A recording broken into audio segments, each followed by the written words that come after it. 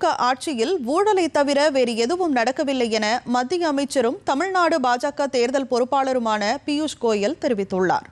சென்னை பசுமை வழிச்சாலையில் உள்ள வீட்டில் எதிர்க்கட்சித் தலைவரும் அதிமுக பொதுச் செயலாளருமான எடப்பாடி பழனிசாமியை மத்திய அமைச்சர் பியூஷ் கோயல் சந்தித்தார்.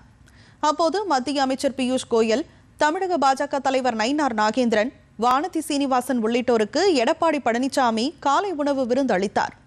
பின்னர் செய்தியாளர்களை சந்தித்த மத்திய அமைச்சர் பியூஷ் கோயல் தமிழக நலனுக்காக திமுக அரசு எதுவும் செய்யவில்லை என்று கூறினார். ஊழல் நிறைந்த திமுக ஆட்சியை முழுமையாக வீழ்த்தி அதிமுக கூட்டணி ஆட்சிக்கு வரும் என்றும் அமைச்சர் பியூஷ் கோயல் தெரிவித்தார். The NDA alliance will completely throw out the DMK government, the corrupt, incompetent, compromised and anti-development government of DMK is certainly going to lose this election. All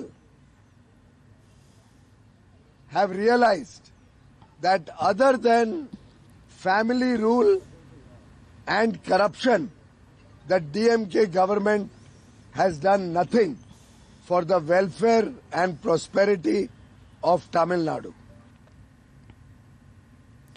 தொடர்ந்து பேசிய அதிமுக பொதுச் செயலாளர் எடப்பாடி பழனிசாமி, தமிழக அரசு அனைத்து துறைகளிலும் தோல்வியடைந்து விட்டது என்றார். இன்றைக்கு தமிழகத்தில் சட்ட ஒழுங்கு அடியோடு சீர்கெட்டு விட்டது.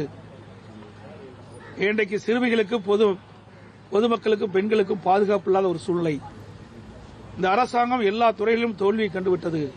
எல்லா துறைகளிலும் ஊழல் நிறைந்து இருக்கின்றன.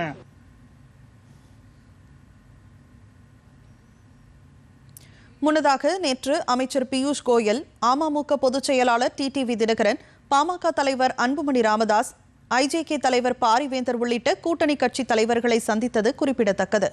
இன்று அவர் பின்னர் தமிழ் மாநில காங்கிரஸ் தலைவர் ஜி.கே. வாசன் மற்றும் பிற கூட்டணி கட்சி தலைவர்களையும் சந்திக்க உள்ளார்.